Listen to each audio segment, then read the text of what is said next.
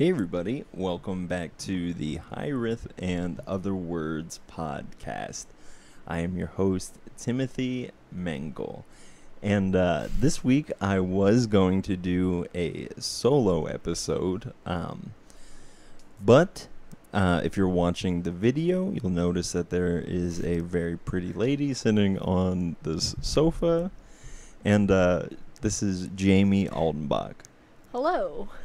Jamie is my girlfriend, my partner, the lady that I live with, whatever you want to call her. But I wanted to have her come on and talk about this because this is something that we talk about together a lot. And this was actually something that the people voted on. So that would be you guys watching, hopefully, because that was the whole reason of having people vote, was so that it would be for you, right? And the choices were between naming of the animals and kind of why Adam does that in the beginning of Genesis, and then this option, which was Bible and witchcraft, and kind of this idea of, you know, what does the Bible really say about witchcraft, and, you know, this kind of weird message of, like, it condemns it, but then there's also times within the Bible where biblical heroes use magic or witchcraft or whatever, and it's condoned. So I don't know. That just seems very conflicting, and obviously, I mean, a bunch of people voted for it, so I feel like a lot of people are trying to figure that out. But you haven't said anything really at this point. I haven't yet. So that's correct. I don't know. Why don't you introduce yourself a little bit? What can you say that I can't say? My name is Jamie Aulenbach, but you already said that. I did. What? Okay, so you're what growing up, what was your relationship with, like, magic or, like, witchcraft? Let's define those terms first. What is that? What is, when I say magic or witchcraft, what do you think about? That's a term that I think has changed meanings a lot for me, like, over time, because, like, I grew up very, like, evangelical Christian. Like, witchcraft is bad. You don't think about it. You don't talk about it. The only time witchcraft is talked about is, this is bad and you shouldn't do it. It was a huge taboo. Because I mean, I obviously had a similar experience to that, but what would be, like, what was defined as witchcraft? Like, what acts need, like, my, like, previous, like, thought of witchcraft was basically any type of, like, magic that exists, and the thought was that power came from Satan. You know, it was different than what was in the Bible, because that power came from God, and witchcraft was anything that wasn't from God, which was then under the umbrella of Satan. Right. Automatically outside of that camp of, well, if it's not God, then it's the devil. Yeah. Yeah, and I don't know. I mean, I definitely had a conflicting uprising with that, simply just because my mom was a psychic. Yeah.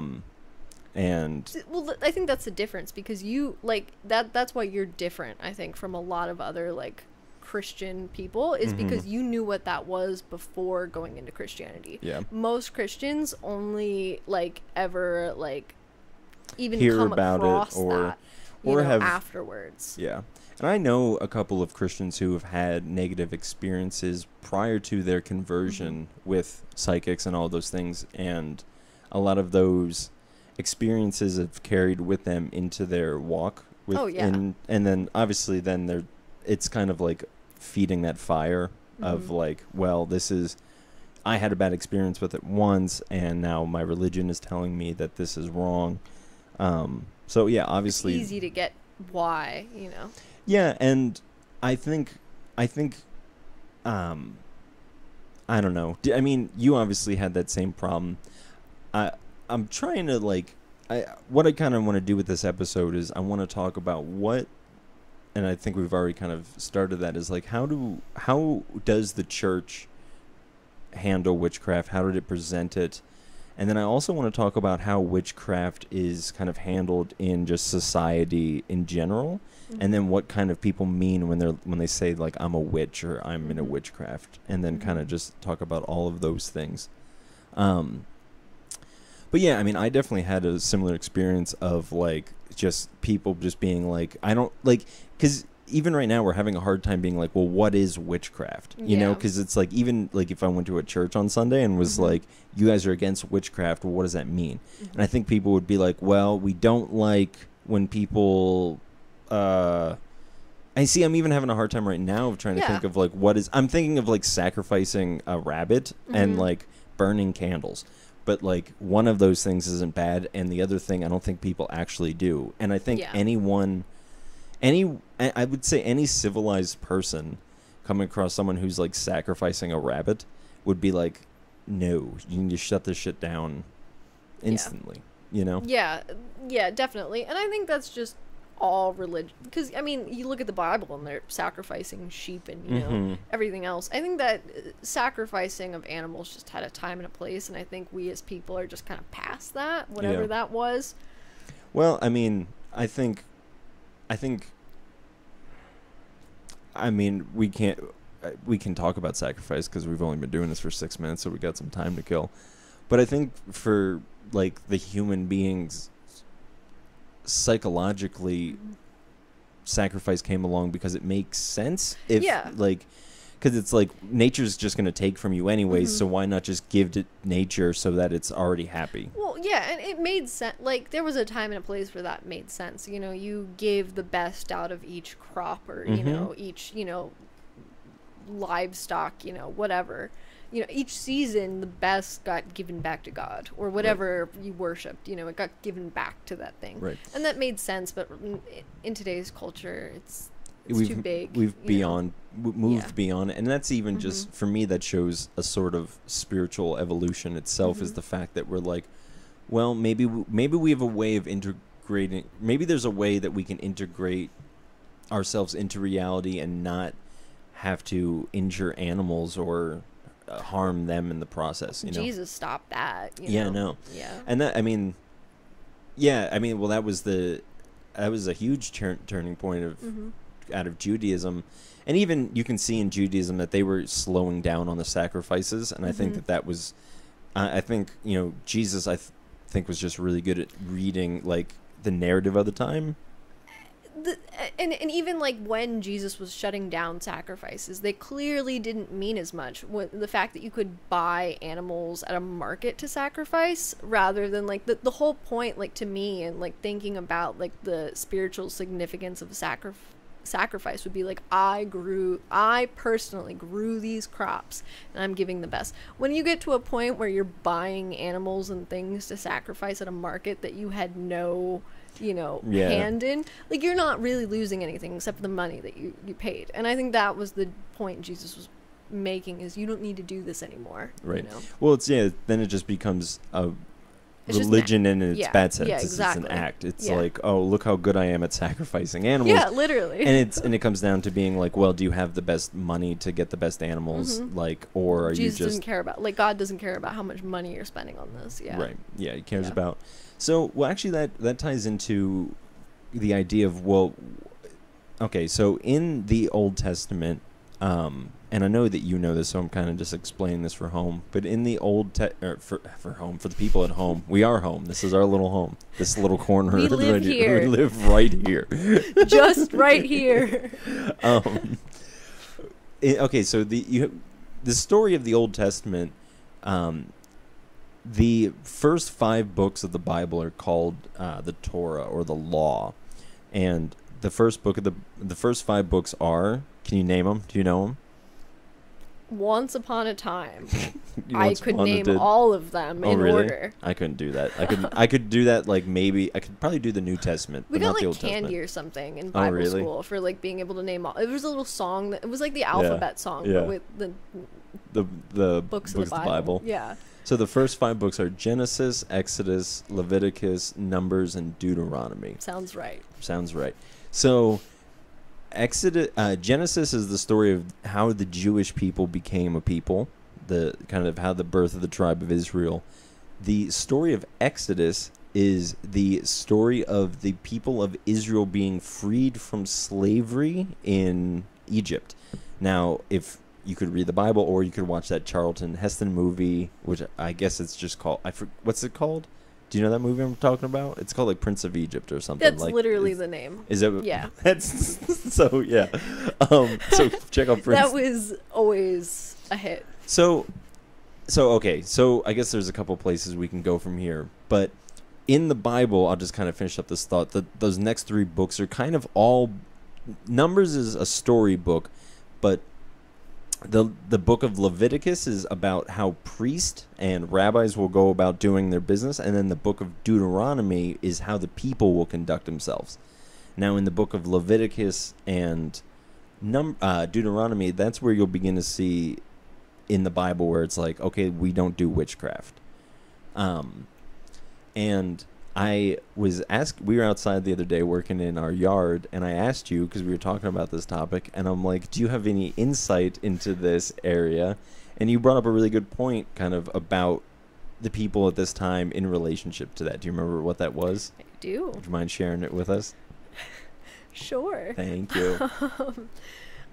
Basically, like, my thought process is, you know, along with, you know, the rules of don't do witchcraft was, you know, don't eat pork and all these other rules that we don't really, they're not necessary for us today.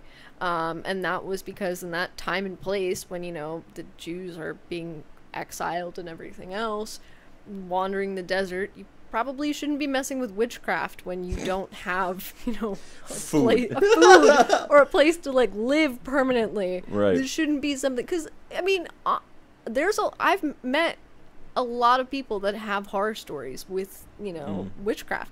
It's not all sunshine and butterflies. There is some danger to it. Right. And that's clear in the Bible. And I don't think it's for everybody. I think that's one of the reasons why it's kind of set aside for, like, you know, your prophets or your healers or whatever the, you know, situation is. It's kind of set aside for one group of people. Mm-hmm. It's not for everybody, and it can be dangerous, and in that time and place, it wasn't something that anybody should have been messing with. Right. I think about Moses, and thank you for sharing that, because I think that's a brilliant point to compare to how they didn't eat, and I think people will criticize that as like, oh, Jewish people, they can't eat pork. Well, it's like, well, think about the context. It's like, you can't cook this. It's a dirty animal. It's a dirty animal. Yeah. Like, it's not good for you, and obviously, you know, that's kind of the Christian revolution is like, well, we're no longer living as in these times. We can kind of move forward past that and focus more on our own consciousness, and kind of focus how our own gut and our guilt guides us, and our own ethics and our own morals.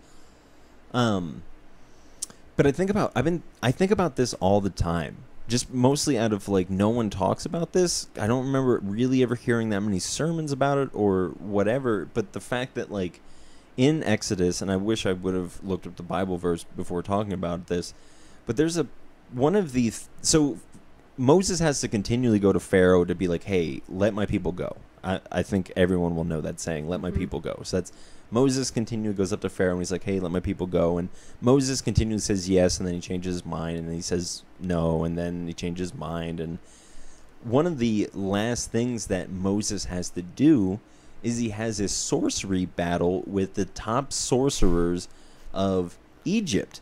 Now, I am mostly going to be talking about Egypt from the biblical perspective. Obviously, people have a lot of opinions about the history of Egypt. There's wide, you know, speculations of, like, you know, did Egypt even ever have these Israeli slaves? Or, you know, Egypt was this incredible powerhouse of weird, ancient, how do you say this, mythological, mystical knowledge that we have forgotten. And I'm somewhere in the middle when I think about Egypt. Yeah. I mean, yeah, the whole, like, beginnings of the Bible and all these stories, there's, like, it's very, I don't know. We're never going to know certain things, but these stories were important enough that they made it into the Bible for some reason or another. Well, they made it into history. Yeah. They didn't just make it into the, you know, because the Bible's only the Bible because it's the Bible. Yeah. But it's the fact that these stories, they were passed along right, for so long. They meant so much. And the fact that they were stories of these crazy, you know, mystical things. Yeah. It was so important for us to continually to keep them. Mm-hmm. But so going back to Moses, he's having this sorcerer battle, and like, you know, God is obviously the one kind of leading him and telling him what to do, and the people are being amazed and all of those things. But Moses has a similar disposition towards the event that Jesus has towards all of his miracles. Mm-hmm. He's like, this is happening right now, but it's not the end all be all, Mm-hmm. you know? And like Moses is very much just like, I'm only doing this because I want the people to be free. Mm-hmm. And I think Jesus is doing the same thing. He's like, I'm only casting out these demons. I'm only healing these people, not because it's amazing for a blind person to see again, but because I want people to be free. Mm-hmm. And realistic, I mean, that should be the heart behind any type of magic, you know, Mm-hmm. is, or witchcraft or anything like that, is I want people to be Healing. free. Right. Yeah, right. Would you agree? Yeah.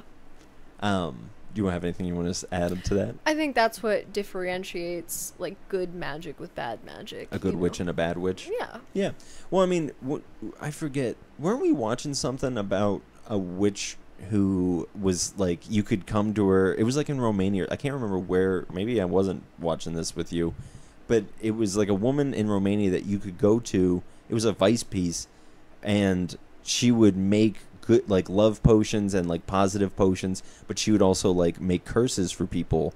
I don't know if I've seen this with you, but I think I've seen blips of Similar this. things. Yeah. Yeah, and it was, so it's, you know, those people exist. That's a constant story though. Mm-hmm. That stories goes on.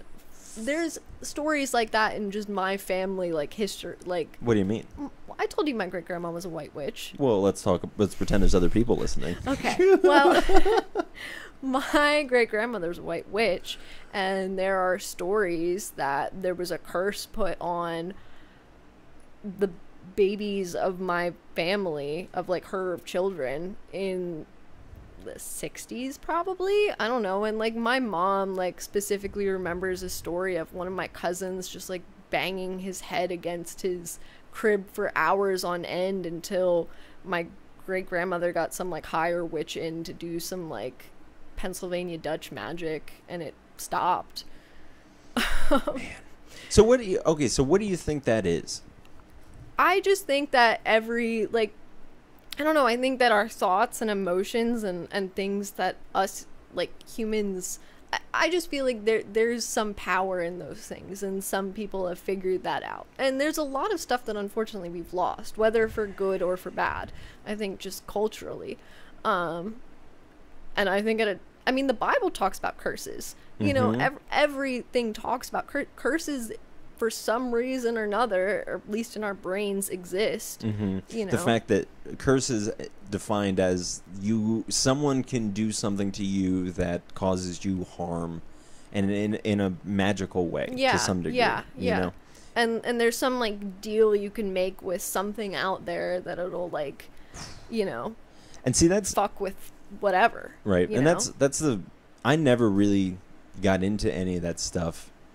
Just because it just seems like, and you see this, I mean, I read this all the time when I read Doctor Strange comics, but it's like magic has a price. There are doors you don't want to open. Right. Yeah.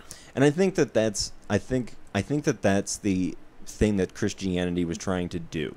Was trying to be like, hey, like, there's great power here and all of these things, but maybe it's important that like you can focus on the reality in front of you first before trying to harness power from. It's got to be bad for your soul on one level or another. What do you mean? Like do you mean bad magic or just magic in general? No, bad magic. Because I think good, like, as long as you're doing something to help someone else, I don't think that's the only sacrifice you're already making a sacrifice. And it just, and I don't know. I'm not a witch. I don't know. But it just from what I've seen and like my past experiences, it definitely feels like anything you're doing, there's going to be either a sacrifice or whatever. Even when like just like little like white magic, you normally either burn something or like there's something sacrificial going on. Right. And if you're doing it for someone else, that's your sacrifice. If you're doing it for yourself and bad reasons, you're going to be sacrificing something a lot greater that it's not worth it.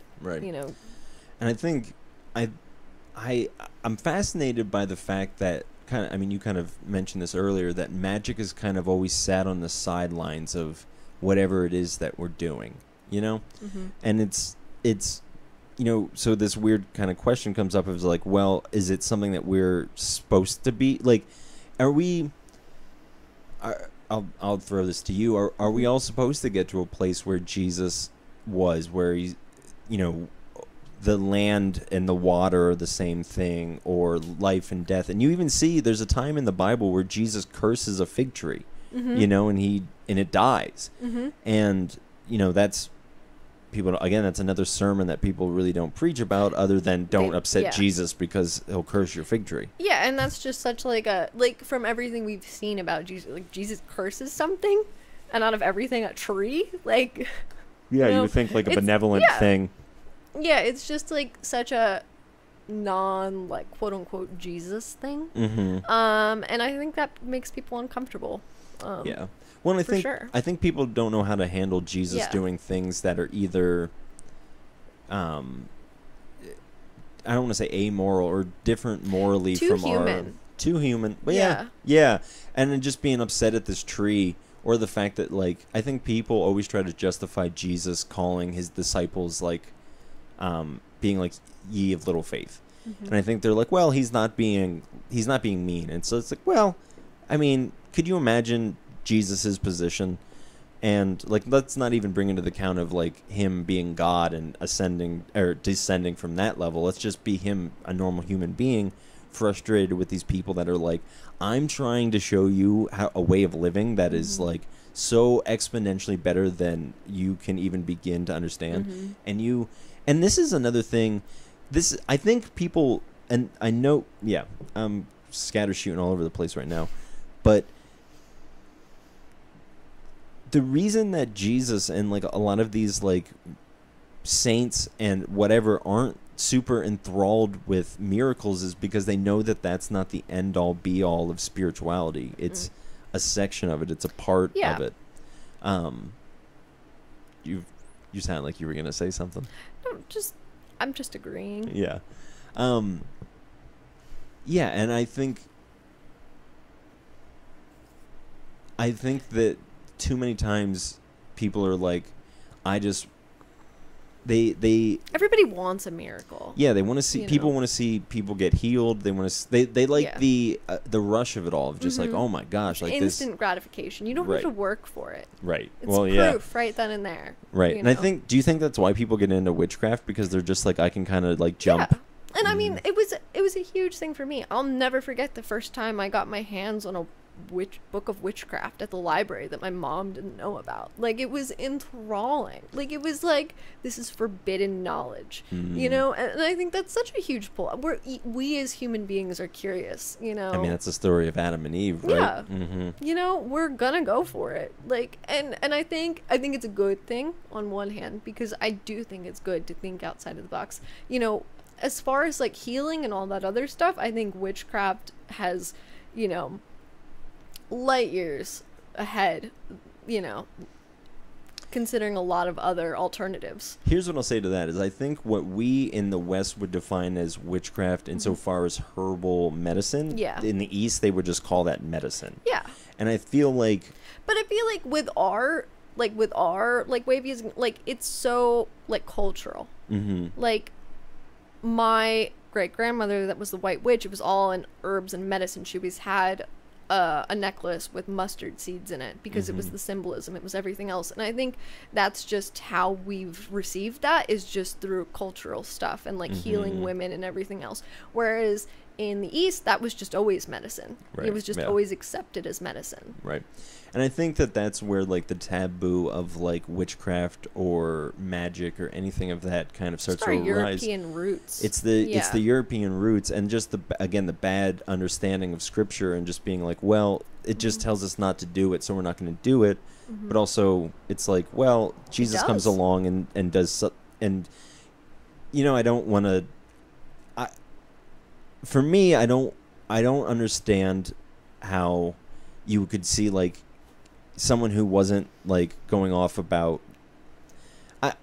I understand why the Christians are like, no, it's better to do this all from the place of love, because I do believe that you can do magic from a place of not love.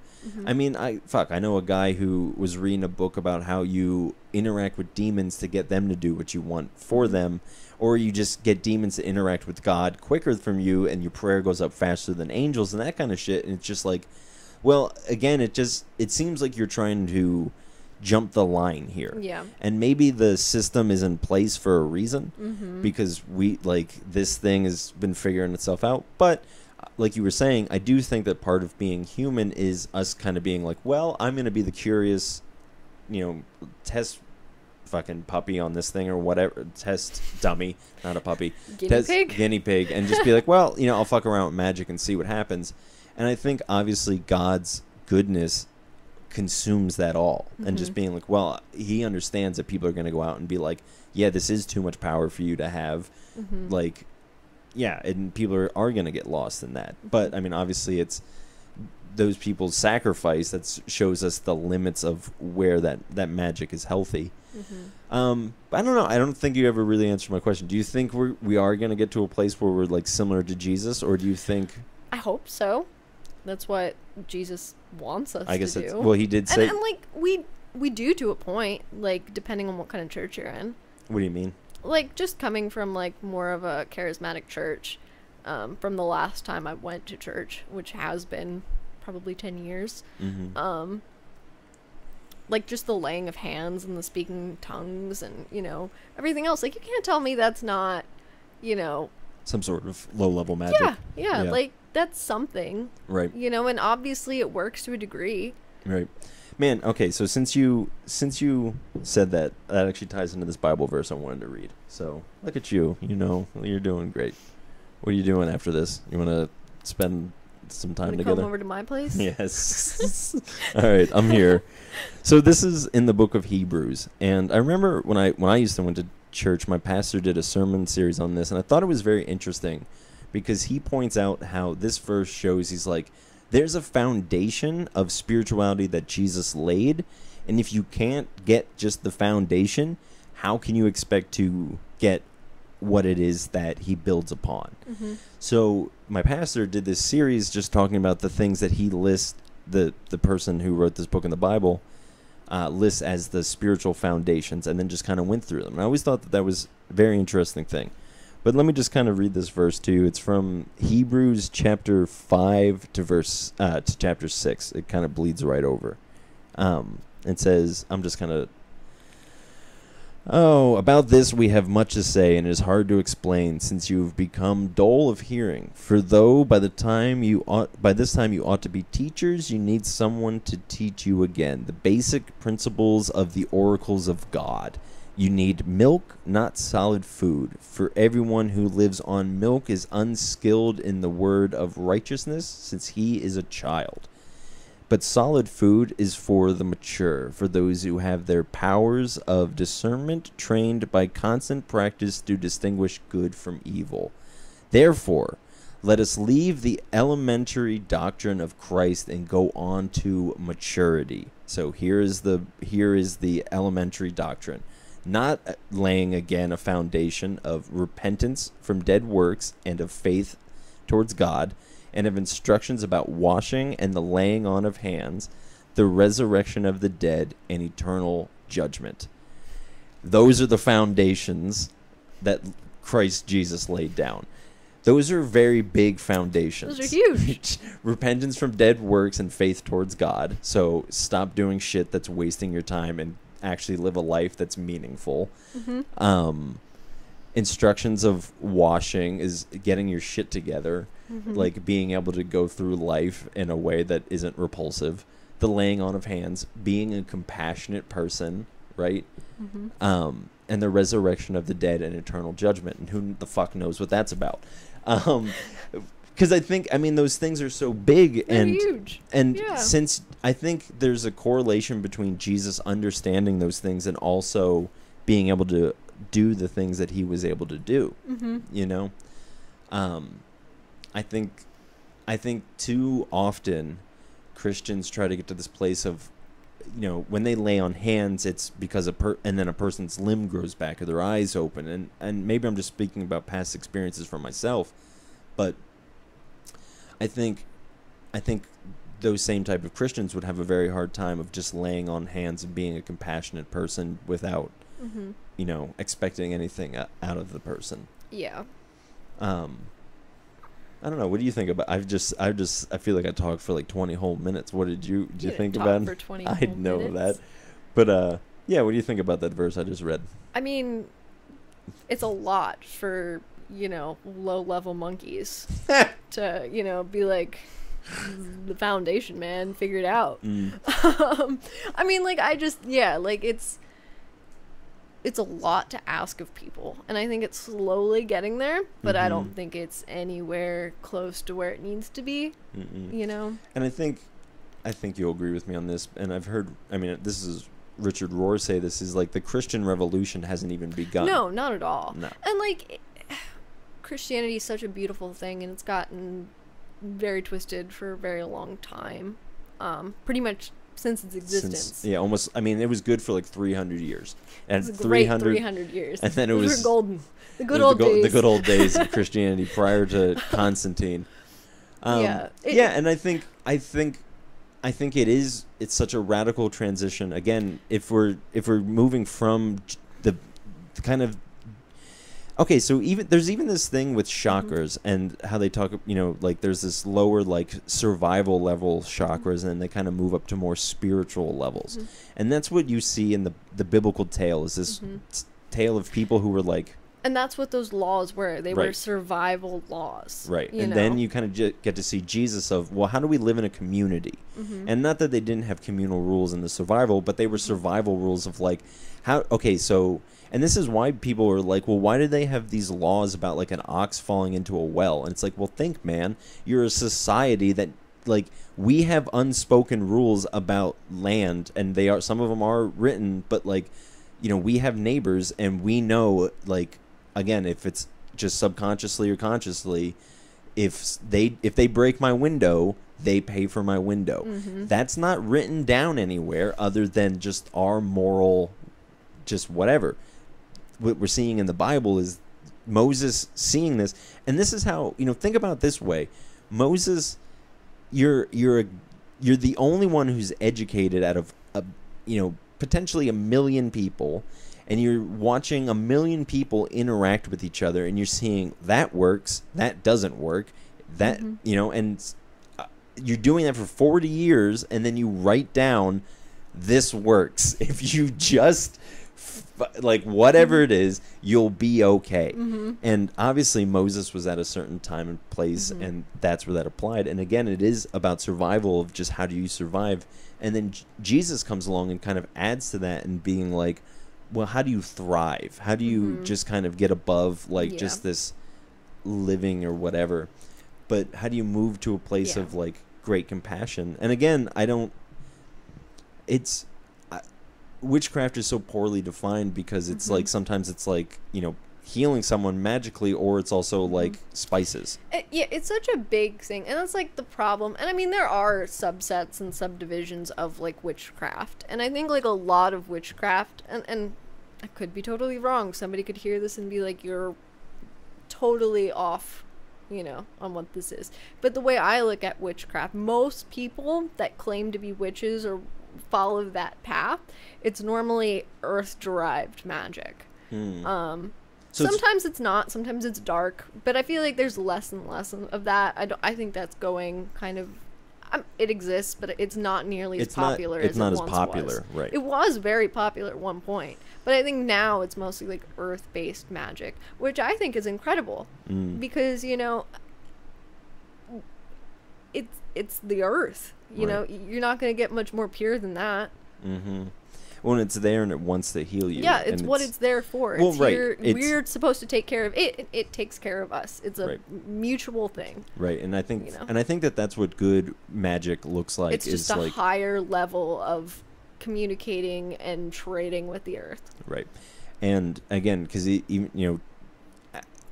earth is expecting something back from us, and all the and again, it just goes back to what we were saying earlier about the prices that you pay with whatever it is that you do. It's like you don't get to experience the things that you experience without whatever it is, some sort of shift. And I guess, like, for me personally, I've always, and I think, I mean, obviously I believe this is true, but I think the universe is on our side, and especially when we have good intentions. And I think it's like, yeah, I like that you're doing that. Yeah, and I mean, when it comes down to it, that's all, Jesus really asks of us, which is a radical thing. Just love your neighbor. Right. That's when I think of, like, the Bible and, like, the basics, like, bare minimum, just try to do everything with love. Try to take care of everybody. If you always are doing the best for other people, then you're going to come out on the other side. Right. Maybe not right here, but someday you will. Yeah. And I mean, and again, I don't see him in that time being like, what I do see him being like is, if you have to heal somebody through just sitting and talking to them or whatever, I will equip you with whatever needs to be done at the time. But be a person who is compassionate first, and there's this other verse in the Bible. It's from the love chapter in 1 Corinthians 13, where everyone quotes it at their marriage. And one of the things in this is about this idea of, if I speak in the tongues of angels, if I can heal people with my own hands, but I don't have love, then I'm just a loud banging gong and an annoyance. It's amazing how important the act of love and compassion is in the midst of whatever the concoction is that you're trying to brew up. That's the fuel. Right. That's that's how you know that it's going to be good. And I think it's interesting that, like, even like as kids we're like, I want to put you tell your kid, like, it was made with love. And it's like, well, it's a special ingredient that we can't see, but all because we can't see it doesn't mean that it's not there, This is kind of just out of nowhere. Did you ever try to walk on water when you were a kid? Oh, I'm sure. Yeah. I have memories of my dad has a little pond in his backyard that I would try to walk on, and feet would just instantly go into the water. So there is a part of me that's you like, need to walk on water. Well, I think that's another part of it. But I think there is, and maybe this is just me being a kid, because I was young when well, I guess I wouldn't have been that young, because I would have been like 17.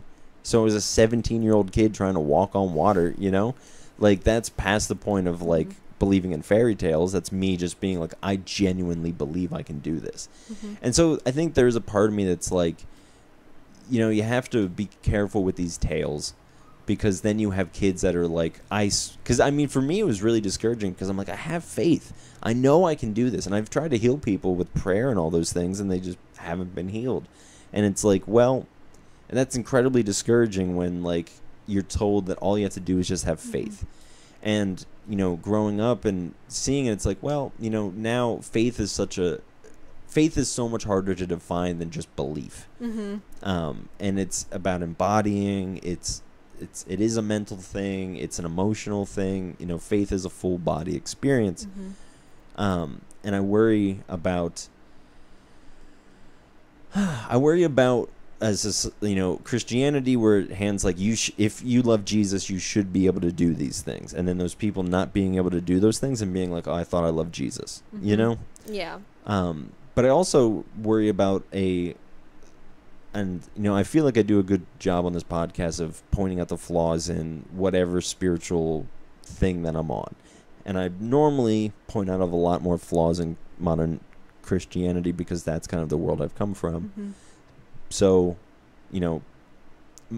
people who refer to themselves as witches or whatever in this time, there's a part of me that don't necessarily believe them every time. Because I'm just like, well, what are you doing that's different than, like, again, an Asian doctor that would just prescribe these things or whatever? And maybe, I need to have somebody on the podcast who would call themselves a witch and kind of just go into that further. But the reason that I don't do that necessarily is because every time I try to have a deeper conversation, well, what does it mean to be a witch? Is like, well, it's never really clear. And again, that's I always have such a hard time coming back to, well, what is witchcraft then? And magic, people think magic is making someone look down at their shirt when there's nothing on it. That's magic, because you're tricking someone. It has the whole, like, there's the illusion, you're setting up the thing, there's the thing, and there's the reveal. You know, it's a magic trick, and there's something happening. You're doing something that changes something that isn't actually how it is. So, but then I'm like, well, then how far does that go into reality? And then, like, is it, you know, I think when people think about magic, they think that it's just this, it's this own thing that's, like, separate from reality. But it's like, well, no, shouldn't it just be the thing that all humans can do if it's just the things that we can do, you know?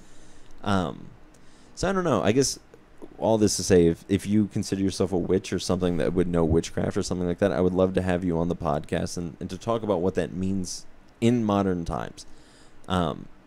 Because yeah, I'm not necessarily against it. I'm against dark magic or whatever that would be. And there, you know, unfortunately are a lot of frauds that just kind of prey on it being like a fad, you know. Yeah, or just a being lot of like fake stuff, trying to sell something. Yeah, or just being like, it's cool to say I'm a witch. And I think Yeah. I think there's even like a lot of like, I think the fact that like Christianity condemns it so much, it makes it a forbidden thing, again entices the whole thing. I think the fact that like, I think it's a great stepping stone into, like, even if like you're just like on like the borderline of like just starting to call yourself a witch or whatever, you know, like I just think that it's a great step for people who otherwise might be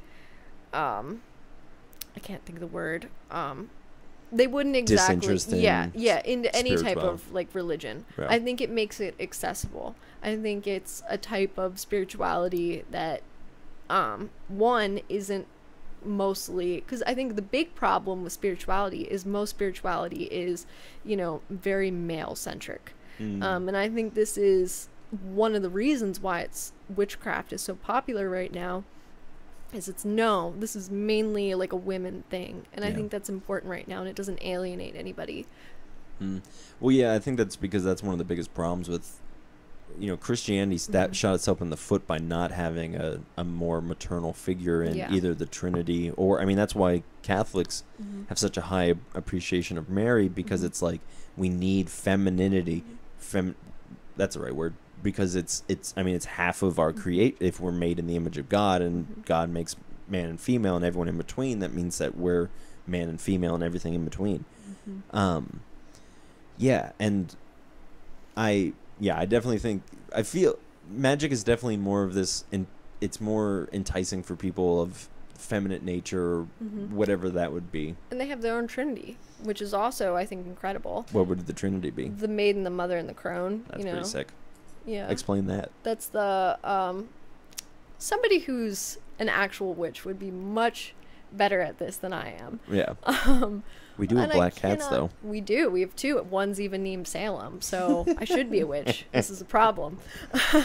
Well, again, it's like, well, what does that mean? You know, it's like we burn sage when we Is that witchcraft? Is that witchcraft? You know, and then it's like, well, sage. I remember reading somewhere that sage, or somebody sent me this, that sage kills bacteria. It is an actual air purifier, right? Yeah. And it's like, well, like. And again, I was thinking about, like, when you were talking about that curse being put on a person, it's like, well, what the fuck? Like, maybe there's some weird correlation of, like, speaking, and, like, you speak, and it comes from your insides. There's germs, whatever. You speak out. Like, when you say something to a person, you can tell when you're genuine and when you're not, or when you're whatever. And when you genuinely put a curse on somebody, who knows what comes out of you when you're doing that, you know? It's energy. Right, it's energy. You're putting energy into those words. Words have power when you put that kind of, you know, energy into it. Yeah, and it's, I think, and again, it goes back to kind of what I was saying about faith earlier. It's like, it's a full body thing, and so is, like, again, so would be, if faith is the thing that you need to fully embody to be freed from the curse, then it would be, you know, just kind of be implied that it's a full body thing to give the curse. You have to truly mean it, you know? And then that takes, again, like you were saying earlier, of course that takes a part of your own soul, because it's a part of your own soul that wants to be like, fuck you, you know, like, and of course that's a price that needs to get paid, and that's an ugly it's an ugly price, you know? Mm-hmm. The price tag doesn't look so good. No, it doesn't. If you could have one of Jesus's magical abilities, what would it be?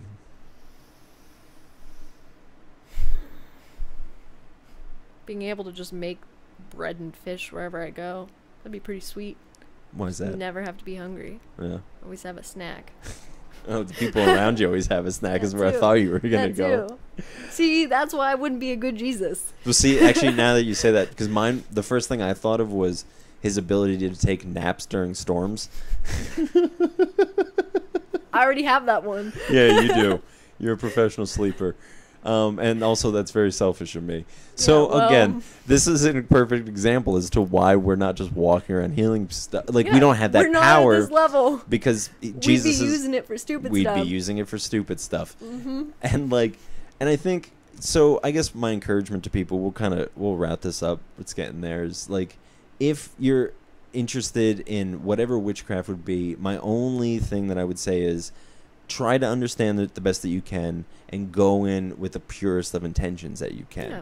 Because I think that the universe, if you're good, if you're a kind-hearted person, I do believe that the universe is going to be on your side. And if you find yourself at a place where you can't embody the golden rule of loving your neighbors yourself, implying that you love yourself within that, and then loving God, if you can't embody those things and do whatever it is that you're doing, it's probably not worth pursuing. Mm-hmm. You know. Yeah. So anything else you want to encourage the people with at home? Just if you're doing things with, love and pure intentions, there's really no way to go wrong. Yeah. All right. Speaking of love and pure intentions, you're my love and pure intentions. Good. All right, sweetie. Thank you so much for doing this. No problem. Thank you for having me on. No problem. Do you want to go play some Animal Crossing and I'll play Mario or something like that? Sounds good. All right. Guys, thank you so much. Yeah, I would just say check out what the Bible has to say about it. Wrestle with it. It's okay to disagree with it. It's okay to agree with it. But yeah. And again, just like we're saying, just have pure intentions in your heart and see what happens. All right, guys. Thank you to the IWEP network for having this podcast be a part of that. I ask that you would check out the other podcasts on the network. Those will be linked below. We have a Patreon. If you want to sign up there's a bonus episode that comes out monthly. That's live on a little Facebook group. So if you want to be a part of that starts at just $1 a month, and then there's other tiers.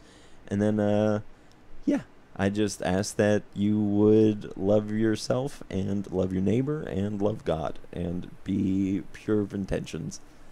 Thanks for hanging out, everybody. Have a good night.